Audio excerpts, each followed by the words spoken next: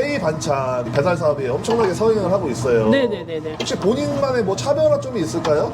뭐 저 나름 이제 일단 요리의 정석을 좀 찾아서 하려고 해요. 제가 어느 날 뭐 어른분들이 저희 음식을 드시고 시골 할머니 생각이 난다는 말씀을 많이 하시더라고요. 네네. 근데 저도 그렇게 먹고 안 자랐는데 제가 하는 음식들이 한국의 약간 시골 할머니들이 하시는 맛처럼 좀 깊은 맛을 내려고 저는 노력하고, 특히 저는 정성을 담으려고 굉장히 많이 노력합니다. 그래서 빨리빨리 하는 것보다는 어차피 저희 음식이 그런 패스트푸드가 아니기 때문에 조금 시간이 걸리고 하더라도 저는 이제 육수를 다 뽑아서 야채 육수든 고기 육수든 멸치 육수든 각 국에 맞는 육수들을 다 뽑아서 그 육수를 사용하고, 재료를 선정할 때도 되도록이면 좋은 재료들로 하려고 애를 쓰고, 조미료를 아예 안 쓸 수는 없지만 조미료를 최소화해서 저 나름 신경을 쓰는 부분입니다.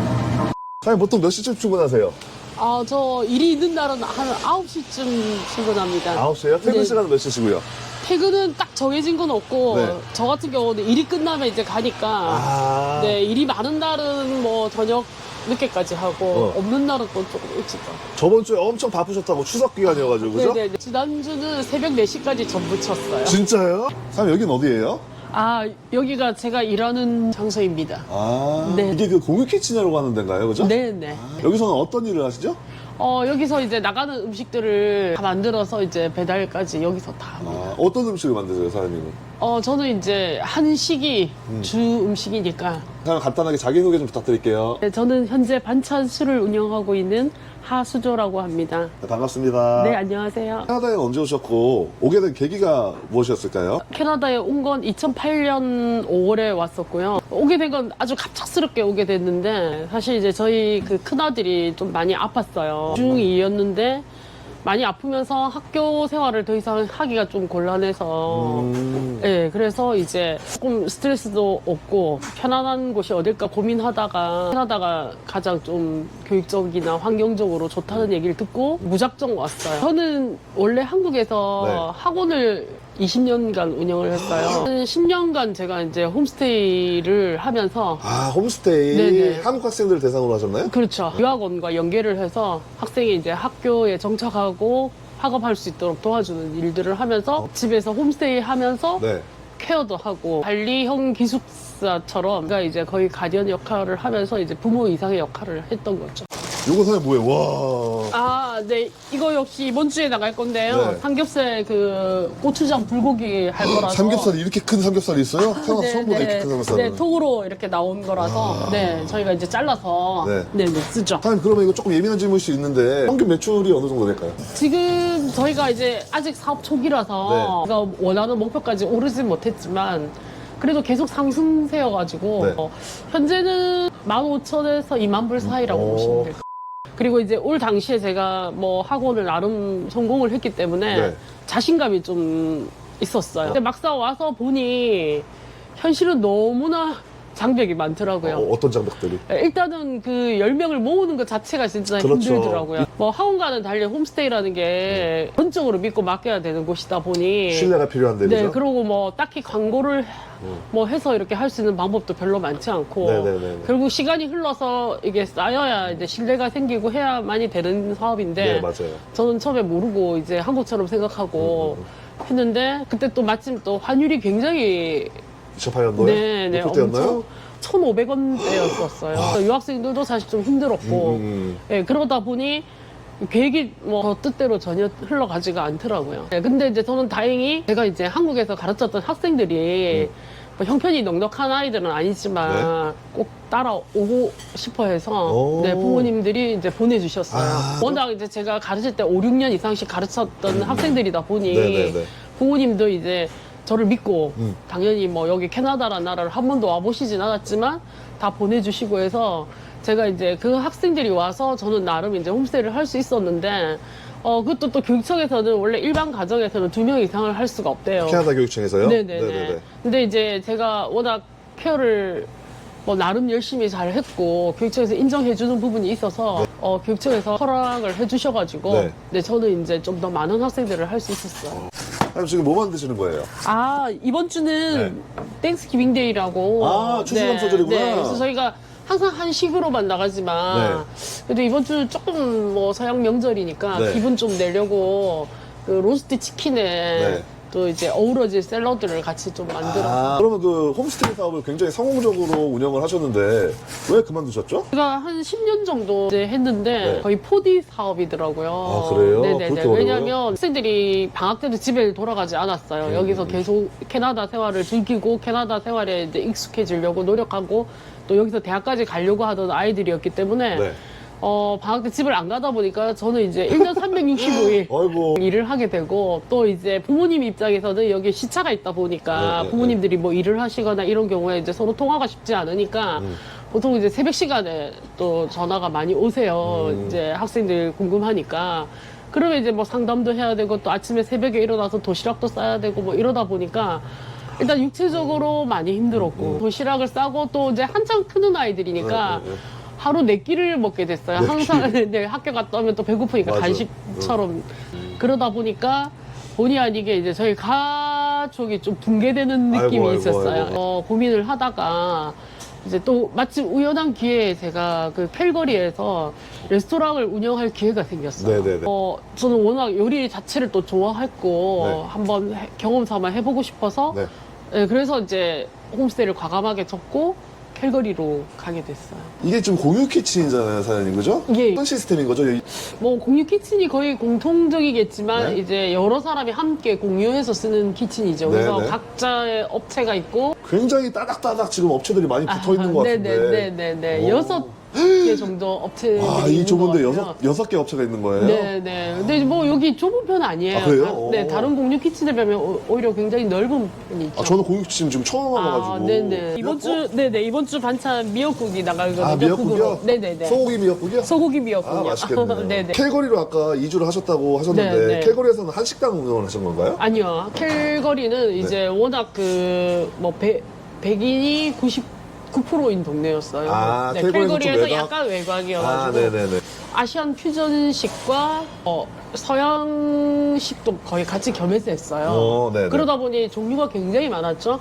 그래서 이제 뭐 스테이크도 하고 햄버거도 팔고 그러면서 또 뭐 아시아 음식 뭐 대표적인 팟타이라든지 뭐 쿵파오 치킨이라든지 뭐 등등 하면서 또 저는 어쨌든 한식을 하고 싶은 사람이니까 또 한식도 꼭 넣어야 될 것 같아서 제가 또 불고기랑 김치랑 이런 거도 넣어서 같이 하다 보니 네. 굉장히 가지수는 많고 힘들었죠. 그러니까요. 네. 그때 사업은 뭐 잘 되셨나요? 저희가 그 들어가던 시기가 캘거리 경기가 좋은 시기는 아닌 거였던 것 같아요. 이제 워커들이 거의 오는 곳이어가지고 네. 관광객이라든지 뭐 그거 보고 갔는데 막상 이제 경기가 안 좋다 보니까 워커들은 다 거의 빠져나가죠. 떨어져 나가고 대신에 저희들은 그 동네 분들이 다 오셔가지고 뭐 수입에 큰 차질은 없었지만 네. 그렇다고 뭐 큰 돈을 벌거나 그런 건 아니었고 또 처음 갈 때부터 돈보다는 비즈니스를 캐나다에서 이렇게 제대로 해보는 게 처음이라서 경험하고 알고자 해서 간 것이었기 때문에 뭐 그런 면에서는 충분히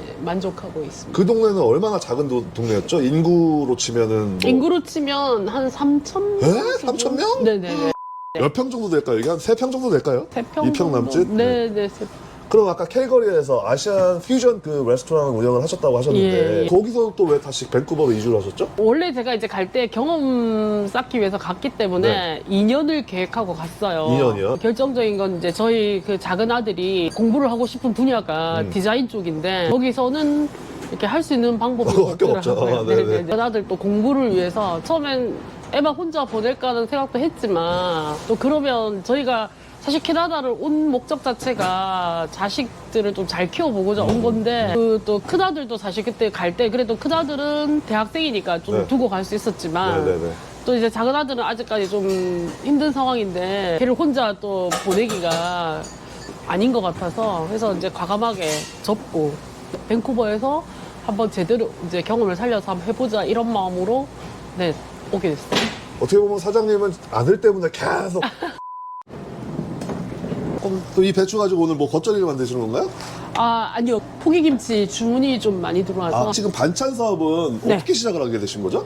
요리를 사실 한국에서는 네.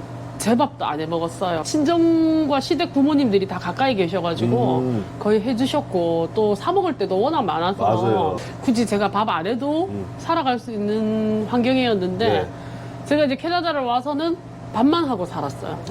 이제 홈스테이를 하다 보니 뭐 외식도 쉽지 않고 내 끼를 하다 보니 뭐 도시락도 싸야 되고 뭐 간식도 해야 되고 이러다 보니까 늘 이제 밥을 하고 교회에서 제가 밥을 해갔는데 어른들이 굉장히 좋아하시더라고요. 그 연세 많으신 분들이 네네네. 고향 생각이 난다고 하시면서 너무 좋아하셔서 그때 제가 요리에 좀 소질이 소질이 있나? 있나 이제 이런 생각들을 하게 됐고 캐나다에서 인생 2막을 요리로 좀 해보고 싶다.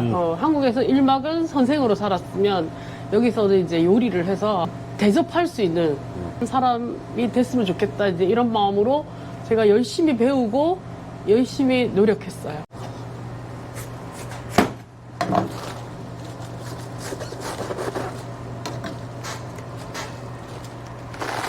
굉장히 안에가 넓네요. 네네네. 부엌이. 네. 와, 이거 다 같이 이제 공유를 하는 거죠, 그죠? 네. 부엌은 굉장히 넓고 네. 네, 아주 효율적으로 잘 설계가 돼 있어서 쓰기가 굉장히 좋아요.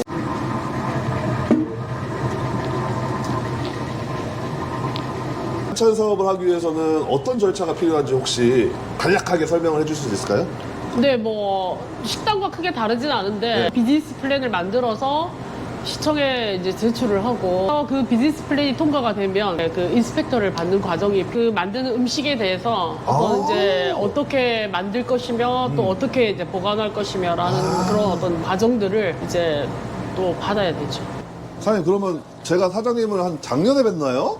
작년 이맘때 뵌 것 같은데 그때보다 지금 살이 굉장히 많이 빠지셨어요. 혹시 사업을 하면서 어려운 점이 뭐 많으셨나요? 네, 뭐, 이렇게 허가받고 하는 과정까지도 굉장히 마음고생부터 해서 굉장히 힘들었고, 네. 어려운 점이라고 하면 음식 사업 하시는 분이나 배달 사업 하시는 분들이 다 겪는 어려움들이 다 같겠지만, 저희 같은 경우는 배달까지 다 해야 되기 때문에, 네네, 거기서 오는 어려움들이 꽤 많죠. 시간을 맞추는 문제라든지, 미리 이렇게 어떤 음식들을 하는 게 아니라 주문 받아서 이제 그만큼의 양을 하는 거라서, 몸으로도 움직여야 되지만, 머리도 굉장히 많이 써야 하는 일들이더라고요. 쉬운 일이 아니에요, 그죠? 네네. 쉬운 일이 없지만 나름 즐겁게 하고 있어요. 그리고 제가 그동안 해왔던 뭐 학원 일부터 해서 홈스테이 일이라는 이 모든 것들이 다 함께 녹아드는 것 같아요. 사장님, 그럼 앞으로 목표가 어떻게 되실까요?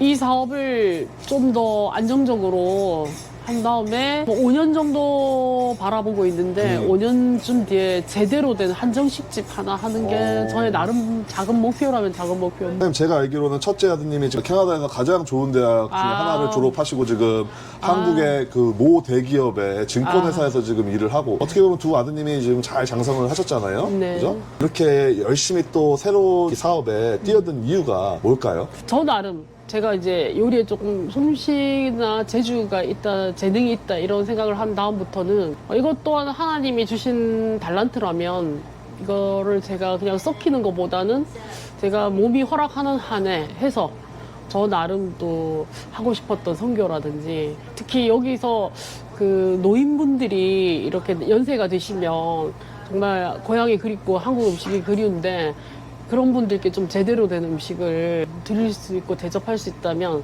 너무나 좋을 것 같다는 생각에 그냥 하게 됐어요. 사장님에게 네. 성공이란 어떤 의미일까요?